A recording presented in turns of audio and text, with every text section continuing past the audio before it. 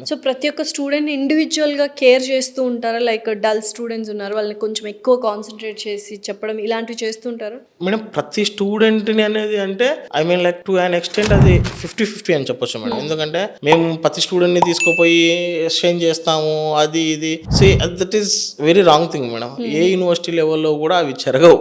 Correct. మీరు ఇంతెందుకు 10th class intermediate కాలేజీలోనే తీసుకోండి, ఏ ఒక్క స్టూడెంట్ని సపరేట్ క్లాస్ తీసుకొని చెప్తున్నారు. అట్లా చెప్పేటట్టయితే డెఫినెట్లీ ప్రతి ఒక్క స్టూడెంట్ 90% అట్లీస్ట్ చాలా మంది పాస్ అన్న కావాలి కదా. Correct correct. So dull student అట్లా ఏం ఉండదు మన ఇంజనీరింగ్లో. ఎట్లా ఉంటుందంటే more than anything else practical lab related industrial related work ఉంటుంది కాబట్టి స్టూడెంట్కి డెఫినెట్గా అర్థమవుతుంది మేడం. వాడు ఇంజనీరింగ్ వచ్చాడంటే వాడికి ఆ మాత్రం అర్థమవుతుంది. సో మీరు అడిగిన పాయింట్ ఏంటంటే ఐ మీన్ లైక్ ప్రతి స్టూడెంట్ని ఎట్లా కేర్ కేర్ అనేది ఉంటుందా అని. వాళ్ళు ఒకవేళ వెళ్తున్నారు వాళ్ళ ప్రోగ్రెస్ చూస్తాము ప్రతి సెమిస్టర్, వాళ్ళు ఎట్లా పర్ఫామ్ చేస్తున్నారు అనేది చూస్తాము. We won't disturb them. ఎందుకంటే తను ఆటోమేటిక్గా ఇంజనీరింగ్ వచ్చినప్పుడు వాళ్ళ ఫ్యాకల్టీ కానీ వాళ్ళ మెంటర్స్ కానీ వాళ్ళందరూ సపోర్ట్ చేస్తారు ఎట్లా వెళ్ళాలి ఏంటి ల్యాబ్స్ అనేది.